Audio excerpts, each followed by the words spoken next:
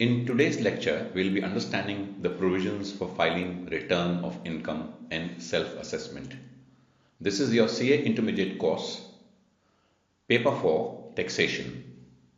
And I am CA Pravesh Agi, who will be the professor for this lecture. Okay, so let's do question number 2. Paras is resident of India.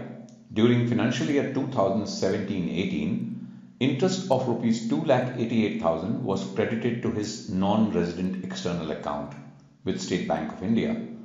Rupees 30,000 being interest on fixed deposit with SBI was credited to his saving account in this period. He also earned rupees 3,000 as interest on this saving account. Is Paras required to file a return of income? What will be your answer if he owns one shop in Kerala having an area of 150 square feet? Okay, let's find the answer of the question. Now, we know that individual is required to furnish a return of income if his total income, before giving any effect to the reductions under Chapter 6A and exemptions under Section 1038, exceeds the maximum amount not chargeable to tax. And we know that the amount is 2,50,000 for the assessment year 2018-19. So which means that all individuals are supposed to furnish a return if their income exceeds 2,50,000 before giving any effect to Chapter 6A deductions and deductions allowed under or exemption allowed under Section 1038. Now, Chapter 6A basically talks about deductions under Section 80C to 80U. And Section 10, subsection 38 talks about the exemption given to the long-term capital gain arising on sale of shares and mutual funds. So let's compute the total income of Mr. Paras for the assessment year 2018-19. So we start with income from other sources.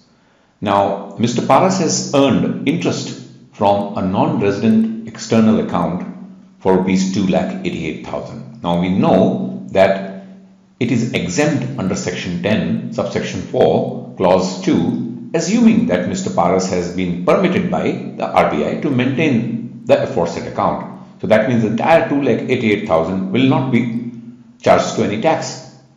Then we move on to interest on fixed deposit, which he has got from State Bank of India, and he has received 30,000. So this will be included in his income. Then he has also got interest on saving account for 3,000. So which is also taxable. So which means that the gross total income is 33,000. Now we will give deductions under Section 80C to 80U or Chapter 6A. Now he is entitled for a reduction under Section 80TTA with regard to interest on saving account. And we know that there is an exemption of rupees 10,000.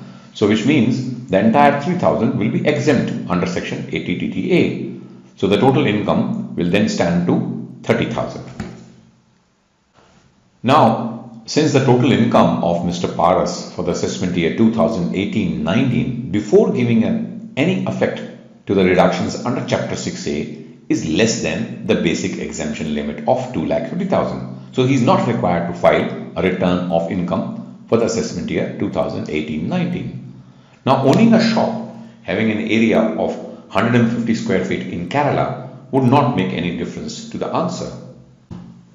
Now, you must note something here that in the above solution, interest of 2,88,000 earned from the non-resident external account has been taken as exempt on the assumption that Mr. Paras, a resident, has been permitted by the Reserve Bank of India to maintain the aforesaid account.